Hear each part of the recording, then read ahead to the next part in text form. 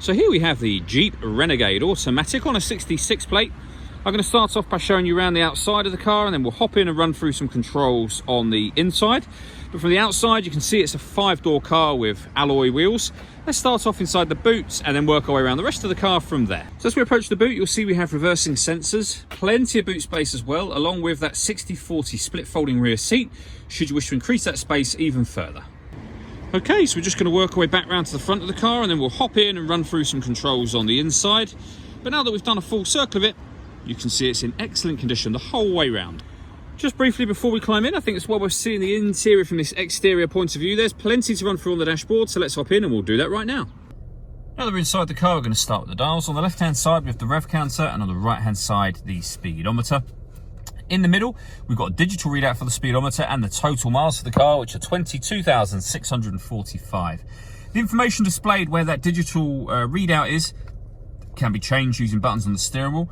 There's various different menus available, as you can see, and then within those menus, there's various different screens available as well. Working our way out to the steering wheel, they're the buttons I was using just a moment ago. We have phone controls underneath that, including voice activation for the phone. And on the right-hand side, we have cruise control and speed limiter. Over in the center is where you'll pair your phone amongst other things. Those other things, of course, being your music. We're on the radio screen at the moment, which is accessed by pressing that button. You can see we have DAB, FM and AM radio. If you want to listen to your own music, you hit that button just there. Nothing is connected at the moment. You can listen to your music via the auxiliary input, the USB input. You can also stream, and you can see these on here, you can also stream your music wirelessly via Bluetooth audio as well. On top of all of that, this car has got satellite navigation. There's a full video showing how that works on both our website and on our YouTube channel as well. Working our way down, we have the air conditioning. So you can determine the fan speed, the temperature, the direction you'd like the air to be distributed in. When you're happy with those settings, air conditioning is off or on. If you push that button in, it recirculates the air that's in the car. That's a great way of heating it up or cooling it down quickly depending on the temperature you set on that middle dial. We have the auxiliary and USB inputs that I mentioned before just there, as well as a 12-volt charging socket.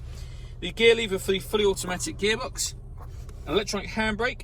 This button turns off traction control, and this one will turn off the stop and start. This car is designed to cut out when it's stationary in traffic to save you fuel. Hit that button to turn that system off.